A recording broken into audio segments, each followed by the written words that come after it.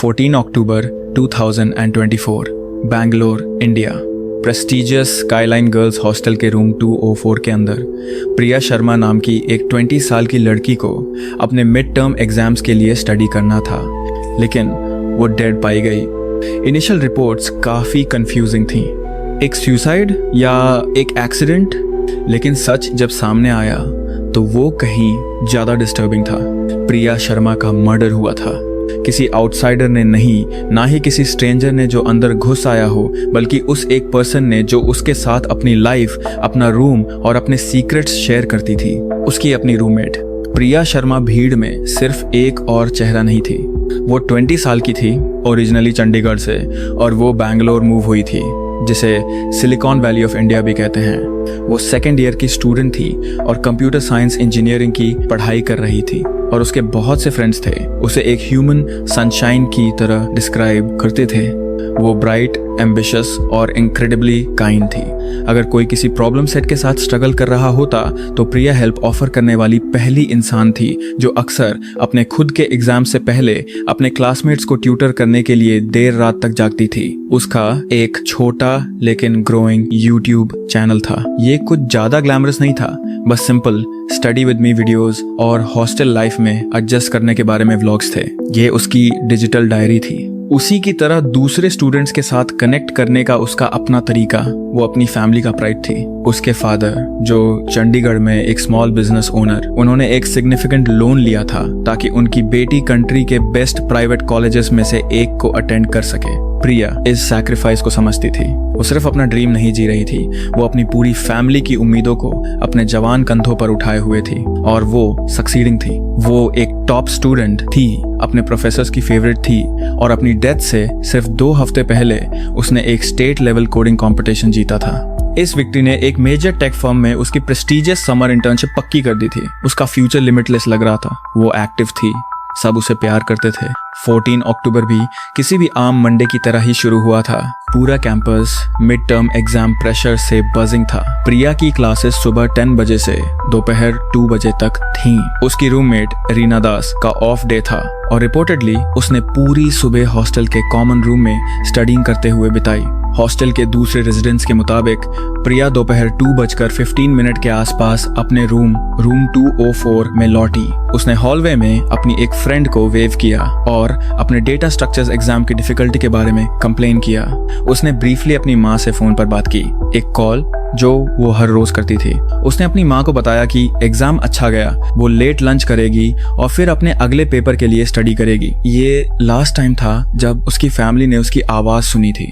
दोपहर 2:15 से शाम 6 बजे के बीच उस लॉक्ड रूम में क्या हुआ, यही इस डार्क ट्रेजेडी का कोर है। शाम 6:30 के आसपास बगल वाले रूम 205 में रहने वाली एक लड़की ने एक मफल्ड स्क्रीम सुनी। बाद में उसने पुलिस को बताया कि उसे लगा कि ये बस लाउड म्यूजिक है या कोई मूवी देख रहा है। उसने अपने हेडफोन्स लगा लिए और स्टडिंग करती रही। रात 8 बजे प्रिया की क्लोज फ्रेंड अंजलि उसे डिनर के लिए बुलाने आई। ये उनका रूटीन था, वे हमेशा एक साथ डिनर खाते थे। अंजलि ने रूम 204 का डोर नॉक किया, आंसर नहीं आया। उसने फिर से नॉक किया, इस बार जोर से। प्रिया, रीना, फिर भी साइलेंस। अंजलि ने प्रिया के फोन पर कॉल करने की कोशिश की। वो उसे रूम के अंदर फेंटली रिंग होते हुए सुन सकती थी, इससे पहले कि फोन वॉइसमेल पर चला गया। एक कोल्ड फीलिंग ऑफ ड्रेड उसे होने लगी। अंजलि जानती थी कि प्रिया कभी डिनर मिस नहीं करेगी और ना ही उसके कॉल्स इग्नोर करेगी। उसने डोर को पुश करने की कोशिश की, वो अंदर से लॉक था। अब पैनिक होकर अंजलि फ्लोर वार्डन को बुलाने भागी। वार्डन, जो अपनी 50s में एक महिला थी, एक मास्टर की लेकर आई। उन्होंने भी नॉक किया और खुद को अनाउंस किया, प्रिया, रीना, ओपन द डोर। जब किसी ने रिप्लाई नहीं किया तो उन्होंने मास्टर की का यूज किया। लॉक खुल गया। वार्डन ने डोर को पुश किया, लेकिन वो बस कुछ इंचेस ही खुला। कोई चीज उसे ब्लॉक कर रही थी। जो ऑब्जेक्ट डोर को ब्लॉक कर रहा था वो एक स्टडी चेयर थी। जब वे आखिरकार रूम में किसी तरह घुसे तो सीन हॉरिफिक था। रूम पूरा मेस था।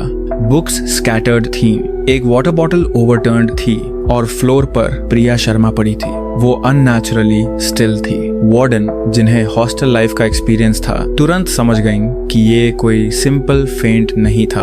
उन्होंने पल्स चेक की, पल्स नहीं थी। प्रिया शर्मा जा चुकी थी। पुलिस को इमीडिएटली कॉल किया गया। बैंगलोर सिटी पुलिस रात 9 बजे पहुंची और पूरे फ्लोर को सील कर दिया। सीन केओटिक था। स्टूडेंट्स रो रहे थे, रूमर्स फैल रहे थे। पहली नजर में डोर अंदर से लॉक्ड होने के कारण इन्वेस्टिगेटर्स ने ब्रीफली सुसाइड के बारे में सोचा, लेकिन फोरेंसिक टीम जो कुछ मिनट्स बाद पहुंची ने उस थ्योरी को इंस्टेंटली शट डाउन कर दिया। कॉज ऑफ डेथ क्लियर था, लेकिन उससे भी ज्यादा उसके हैंड्स और आर्म्स पर डिफेंसिव वुंड्स थे। प्रिया ने फाइट बैक किया था। उसने अपनी लाइफ के लिए हार्ड फाइट की थी। फोकस इमीडिएटली शिफ्ट हो गया।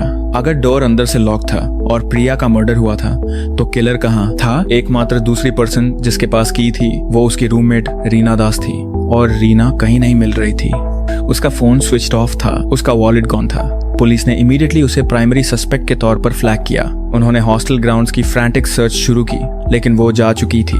इन्वेस्टिगेटर्स हॉस्टल के इकलौते सिक्योरिटी मेजर की तरफ गए, एक सिंगल सीसीटीवी कैमरा जो मेन लॉबी और एग्जिट पर पॉइंटेड था। उन्होंने घंटों की फुटेज को खंगालना शुरू किया। जो टाइमलाइन सामने आई वो चिलिंग थी।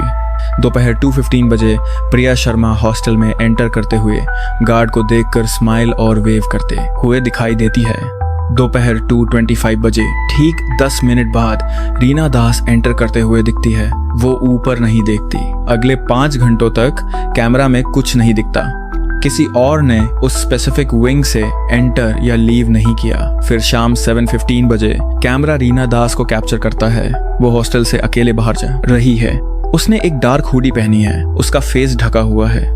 उसके पास एक सिंगल बैकपैक है। वो तेजी से चलती है बिना पीछे देखे और बैंगलोर की रात में डिसअपियर हो जाती है। ये टाइमलाइन डैमनिंग थी। पुलिस के पास अब एक क्लियर पिक्चर थी। प्रिया 2:15 पर लौटी, रीना 2:25 पर लौटी। मर्डर लाइकली लेट आफ्टरनून में हुआ था। रीना प्रिया की बॉडी के साथ घंटों तक रूम में रही। फिर उसने डोर को अंदर से लैच का यूज करके लॉक किया और एक छोटी एडजॉइनिंग बैल्कनी से एग्जिट कर गई, जो बगल वाले रूम से कनेक्टेड थी। एक रूम जो रेनोवेशन के लिए एम्प्टी था। उसने अपने एस्केप की प्लानिंग की थी। पुलिस को उनका किलर मिल गया था। रीना दास के लिए हंट शुरू हो गया, लेकिन ये रीना दास थी कौन, और वो अपनी ही रूममेट को किल क्यों करेगी? रीना 21 साल की थी। वो भी एक इंजीनियरिंग स्टूडेंट थी, लेकिन एक डिफरेंट डिपार्टमेंट से। वो कोलकाता से थी। ऑन द सर्फेस वो नॉर्मल लगती थी, क्वाइट, शायद थोड़ी सी इंट्रोवर्ट। वो और प्रिया 1 साल से ज्यादा से रूममेट्स थी, जिन्हें हॉस्टल एडमिनिस्ट्रेशन ने एक दूसरे को असाइन किया था। वो बेस्ट फ्रेंड्स नहीं थी, लेकिन वो कोएग्जिस्ट करती थी। कम से कम सब यही सोचते थे। जैसे ही पुलिस ने डिगिंग शुरू की, एक बिल्कुल डिफरेंट और ज्यादा डार्क पिक्चर सामने आई। प्रिया के फ्रेंड्स इंक्लूडिंग अंजलि सामने आए। उन्होंने कहा कि पिछले कुछ मंथ्स में उनका डायनामिक बदल गया था। रीना ज्यादा विड्रॉन, मूडी और हॉस्टाइल हो गई थी। उन्होंने एक डीप फेस्टरिंग जेलसी की बात की। प्रिया के पास उसकी स्टडीज थी, उसके फ्रेंड्स थे, उसकी सक्सेसफुल इंटर्नशिप थी, जबकि रीना स्ट्रगलिंग थी। वो अपने 2 सब्जेक्ट्स में फेल हो रही थी और रिसेंटली उसी इंटर्नशिप प्रोग्राम से रिजेक्ट हुई थी जिसमें प्रिया एक्सेप्ट हो गई थी। जब प्रिया अपने प्रोडक्टिव डे के बारे में व्लॉग्स पोस्ट करती, रीना उसी रूम में एकेडमिक प्रोबेशन फेस कर रही होती थी। फिर पुलिस को रीना का पर्सनल लैपटॉप मिला, जो वो जल्दबाजी में छोड़ गई थी। सर्च हिस्ट्री एक कहानी बयां कर रही थी। How to strangle someone quietly, easiest way to lock a door from the inside and leave, railway station time tables Bengaluru to Kolkata. लेकिन सबसे डैमनिंग एविडेंस थी रीना की पर्सनल डायरी, जो उसके मैट्रेस के नीचे छिपी थी। एंट्रीज टेरिफाइंग थी। वो एक ऐसे माइंड का पोर्ट्रेट पेंट करती थी जो रिजेंटमेंट और सेल्फ पिटी से कंज्यूम था।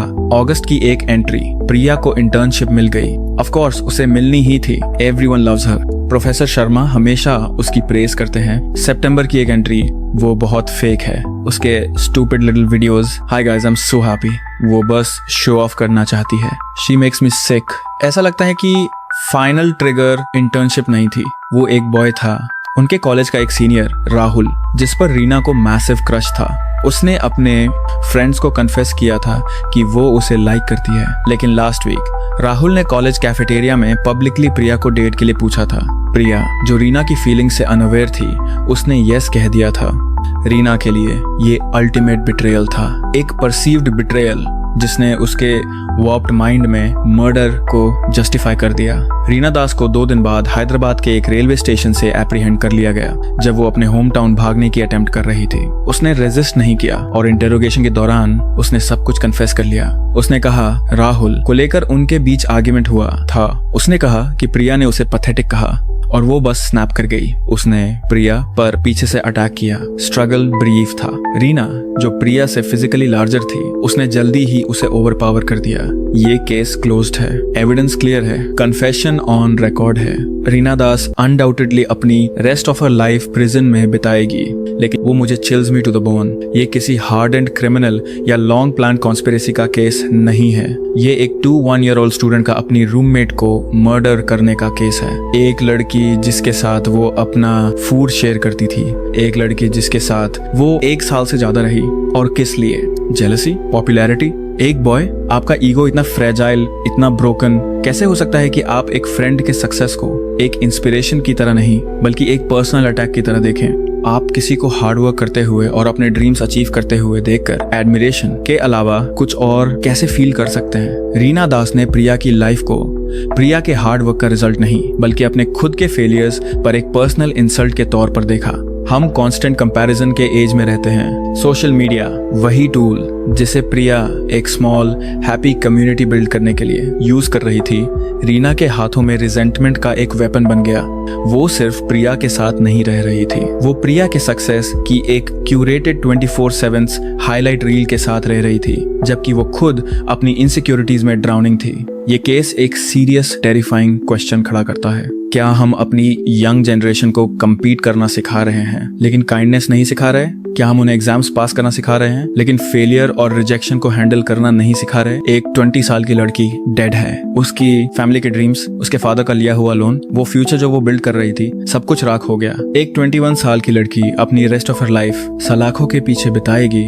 उसका खुद का पोटेंशियल वेस्ट हो गया और 2 फैमिलीज हमेशा के लिए डिस्ट्रॉय हो गई है, सिर्फ इसलिए कि जेलसी नाम की एक सिंपल, टॉक्सिक और लटरली ह्यूमन फीलिंग को अनचेक्ड फेस्टर होने दिया गया जब तक कि वो एक मॉन्स्टर नहीं बन गई।